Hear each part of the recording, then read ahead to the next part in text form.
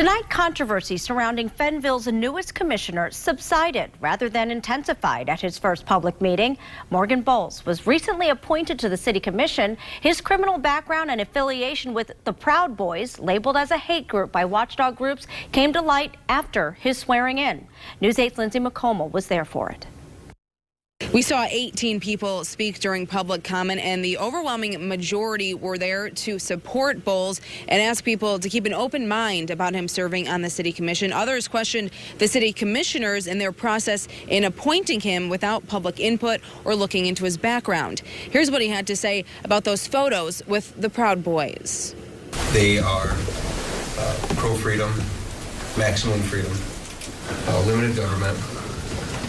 They want the veneration of the housewife, and that's not a demand that women stay at home, but the ones that do want to stay at home, we should praise them for wanting to stay home, take care of our children, not going to a babysitter or anything like that.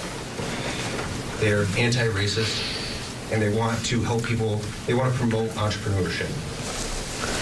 Those are the reasons why I keep them in my company. The focus of Monday's City Commission meeting in Fenville was on Morgan Bolles, the newest appointee. It was a packed room with lots of people defending him or asking people to keep an open mind despite a criminal history and photos with the Proud Boys. We all have past, we all have dirt, we all have skeletons, but he's trying every day to make his life better. That's my boy, and they're targeting him. It's a joke. Others noted the controversy intensified in part because Bolles was appointed. And I think that part of the troubling aspect of what has happened here is that this was not an elected situation, that there was an appointment to fill a vacant seat. After almost an hour of public comment, Bolles addressed those who came to hear from him. I've been striving to become a better person every day for the past few years, not only for myself, my wife, and my family. Parts of my past have not been talked about are the 6 years I served in the military, my deployment to Iraq, and, well, up until today, that I'm currently serving as the senior vice at our local VFW.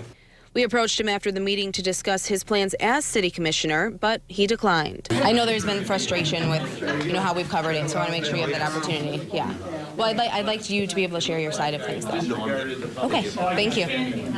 As for the city commission considering or reconsidering how they approach appointments when there's a vacancy on the board, there was some discussion but no formal decision, so it's something we'll continue to keep an eye on. Reporting from Fenville, Lindsay McComal, News 8.